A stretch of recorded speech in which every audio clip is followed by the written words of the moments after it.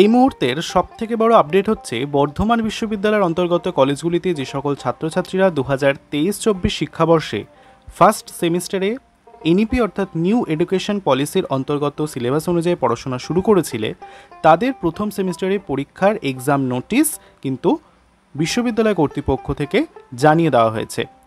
তোমাদের সকলের পরীক্ষা কিন্তু সামনের মাস অর্থাৎ জুলাই মাসের 3 তারিখ থেকে শুরু হয়ে যাচ্ছে। প্রথমে মেজর, তারপর মাইনর, তারপর এমডিসি, ভিএসসি, এসিসি প্রভৃতি পরীক্ষা কিন্তু বিভিন্ন ডেটে হতে চলেছে। সেই সংক্রান্ত পরীক্ষার নোটিশ এবং পরীক্ষার ডেট, কোন কোন দিনে কোন কোন সময় কোন কোন বিষয় হতে চলেছে সমস্ত তথ্য কিন্তু আমাদের চ্যানেলে অলরেডি আপলোড করা হয়েছে। তোমরা যদি না দেখে থাকো তাহলে এক্সাম নোটিশটা কিন্তু অবশ্যই এখনই দেখে নিতে পারো। ওপরের ভিডিও আই বাটন লিঙ্ক দেওয়া রয়েছে, অথবা তোমরা কিন্তু আমাদের চ্যানেলে ভিজিট করে সেই নোটিশটা দেখে আসতে পারো। এখন তোমাদের যে ভিডিওটা নিয়ে আমি আলোচনা করব সেটা হচ্ছে তোমাদের সেন্টার ডিস্ট্রিবিউশন বা তোমাদের কোন কলেজের সিট কোথায় কোথায় পড়তে চলেছে সেটা কিন্তু জানিয়ে দেবো। প্রথমত মাথায় রাখতে হবে মেজর এবং মাইনর পেপার যাদের রয়েছে তাদেরই কিন্তু বহিরাগত কলেজ বা বাইরে কলেজে গিয়ে পরীক্ষা দিতে হচ্ছে। এমডিসি, এইসি, ভিএসসি, আইডিসি এবং এসিসি এই পেপারগুলোর ক্ষেত্রে কিন্তু বাইরের কলেজে গিয়ে পরীক্ষা দিতে হবে না। তোমরা সেগুলো নিজেদের হোম সেন্টার বা নিজেদের কলেজের মধ্যেই কিন্তু সেই পরীক্ষাগুলো দিতে পারবে।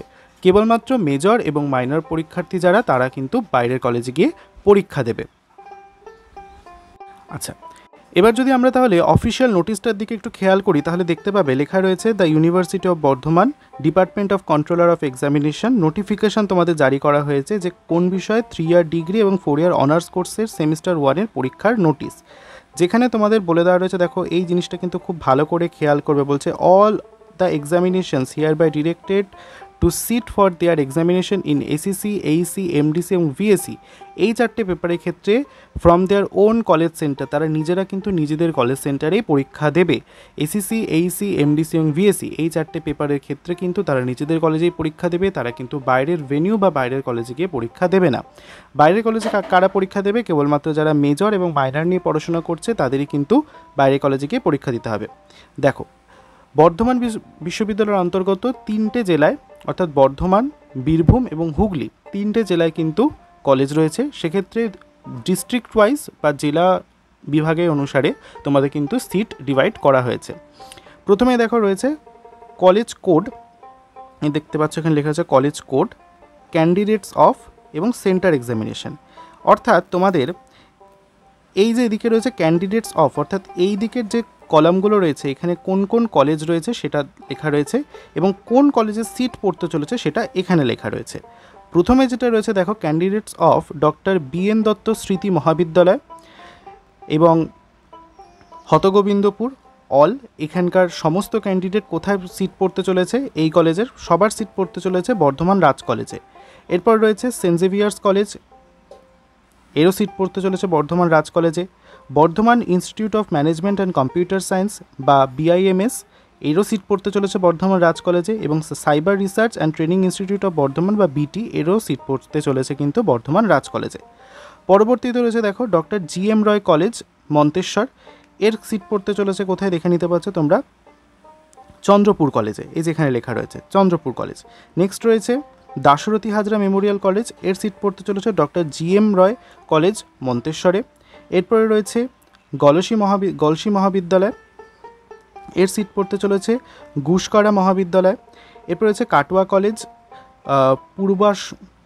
পূর্বাস্থলিক কলেজ, তেহট্ট সবানন্দ মহাবিদ্যালয়, government general degree college Kalna, এদের সকলের সিট পড়তে চলেছে কালনা কলেজে। এরপর রয়েছে কান্দ্রা আর কে কুণ্ডু মহাবিদ্যালয়, গভর্নমেন্ট জেনারেল ডিগ্রি কলেজ ম্যাঙ্গালোটকর, এর সিট পড়তে চলেছে দেখতে পাচ্ছ কাটোয়া কলেজে।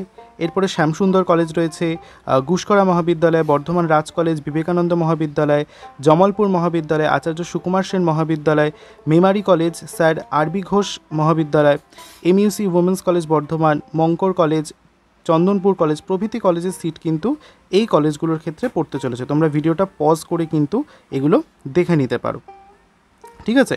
এরপরে রয়েছে নোটিফিকেশানটা বীরভূম ডিস্ট্রিক্টে অর্থাৎ বীরভূম জেলার অন্তর্গত যে কলেজগুলো রয়েছে সেখানেও বলে দেওয়া রয়েছে। প্রথমে দেখতে পাচ্ছ ক্যান্ডিডেটস অফ, অর্থাৎ যেখানকার ক্যান্ডিডেট অর্থাৎ বীরভূম মহাবিদ্যালয় এবং লোকপাড়া মহাবিদ্যালয়, এদের সিট পড়তে চলেছে অবদেবানন্দ মহাবিদ্যালয়তে।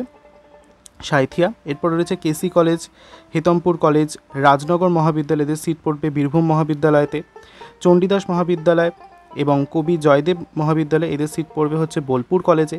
এরপরে বিভিন্ন কলেজের কথা রয়েছে, যেমন রয়েছে Rampurhat college, এসএফএস Mahavidyalaya, THLH Mahavidyalaya, Alisha girls college, Sophia girls college, Bolpur college, এদের সমস্ত কিন্তু পরপর সিট পড়বে এই পার্টটায়। তোমরা দেখে নিতে পারছো, তোমরা ভিডিওটা পজ করেও কিন্তু দেখে নিতে পারো এই কোথায় তোমাদের সিট পড়তে চলেছে।